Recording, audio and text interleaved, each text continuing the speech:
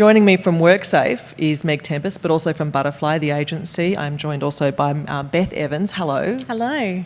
So let's start with you. Sure. What was the project? What did you ask Butterfly to do? Yeah, so Worksafe Victoria is all about getting Victorians home safe every day from work. And as you can imagine, we have an absolute wealth of information when it comes to occupational health and safety. And so it's sometimes a challenge for us to figure out how we get that information out to the relevant kind of workers and employers. So we engaged Butterfly to work with us on a very interactive and engaging tool where workers could access the tool and kind of very easily and in a fun and engaging way find very practical occupational health and safety information. Okay, so before, as you said, there's a lot of information. You had stuff online? Yeah, absolutely. Posters? So, posters and very kind of thick guide material, which is great, and a lot of people do need that kind of level of detail, but some people just want to get some quick practical tips that are very relevant to their industry, and so this is what this tool's all about. And then Butterfly comes on board, you do your magic. So Beth, as Meg was saying, there's a lot of information there, finding the right information. Yeah, so I guess at the heart of this project is a great deal of information, a great deal of data, and it's really about trying to get that to, the average worker in the easiest way possible while making it fun and also interactive. Okay, fun and interactive average worker. So how do you work out what that is? How do you do that, and how do you even start to deliver those sorts of principles?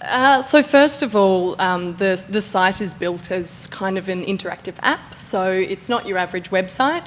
It's a tool you interact with, you touch hotspots, and then you receive data based on those hotspots. So you start by choosing your industry, and then you can look at the major injuries within that industry, and then information is pulled through that relates to that. And that will then give you helpful tips, which workers can use in their workplace to get home safe every day. So you said you kind of touch on it, and then you say, let's say I work as in the medical industry or something like that. I'm a nurse, so you can press a particular thing, a button. I don't know. How does that go? Yeah. So what you're presented with is you initially search for your industry or occupation, and then you're presented with a body map, so a map of the body, and we have kind of statistics that show the places in the body that are most likely to be injured in that occupational industry. So say, for example, if you're in the healthcare industry, it might be your back from kind of pushing or pulling patients, for example. Well, not necessarily pulling patients, but pushing them. And so if you then click on the back, you're presented with a list of the hazards, and then with a whole bunch of solutions that you can implement in the workplace to sort of reduce the risk of the injuries occurring. That in itself is a really interesting and very simple interface. How did you come up with that idea and realise that was the best approach? So the tool had existed, but not in a dynamic way that enabled Worksafe to change data repeatedly. The tool was it existed as a flash tool. It was very simple. It was much smaller. It wasn't as visually, drawing for users. So we took quite a simple idea from that and extended on it so that Worksafe could use it to constantly update information. We also added to the tool by adding this HTML to PDF option, which basically took all of the data and dynamically generated that into a PDF that's printable for workplaces, so you can print it off the site, or you can order them from Worksafe. I think that's one of the best parts about the tool as well, is that it's dynamic, and as Beth said, we did have a very basic version of this that we launched in 2008, and all of the content was hard-coded into the tool, and so we were never able to update it. So this new tool that we have, we can update it every day if we like, and all of the functionality built into the tool, like the ability to download posters, is dynamic as well, so we don't have to sort of engage designers every time we want to make any changes, which is great.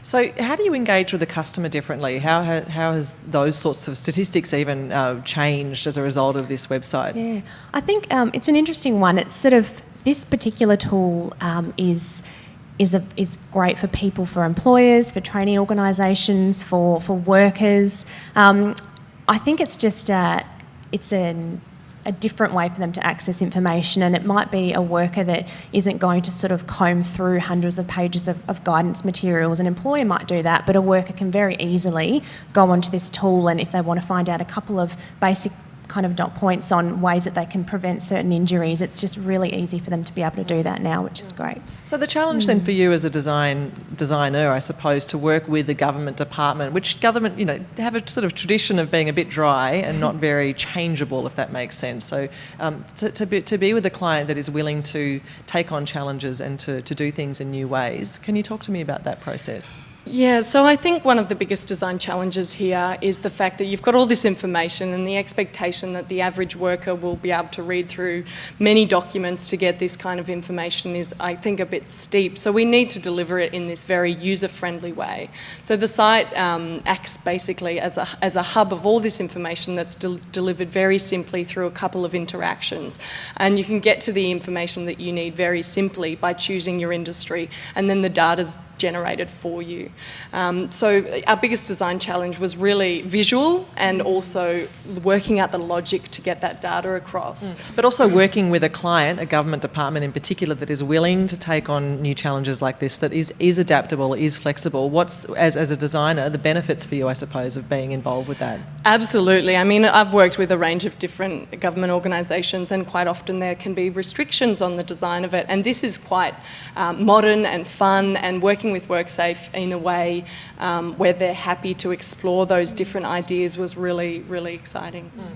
And you're happy? Absolutely, yeah, love Which it. is a really, really good thing. What about in comparison to, say, other websites that have a similar kind of delivery outcome? What makes this the most successful, I suppose, or as successful as it could be at this point? Well, I think we can look at how many people are using it since it's been launched as well.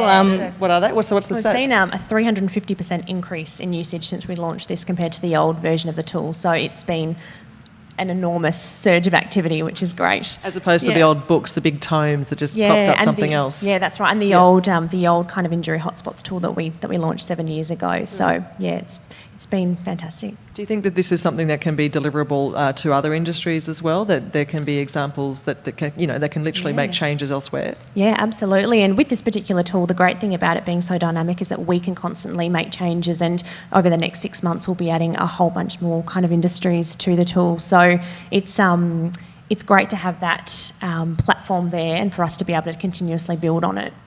Perfect. Well, Beth and Meg, thank you so much. Thanks, It's great to Mel. hear about it. Thank you. Congratulations.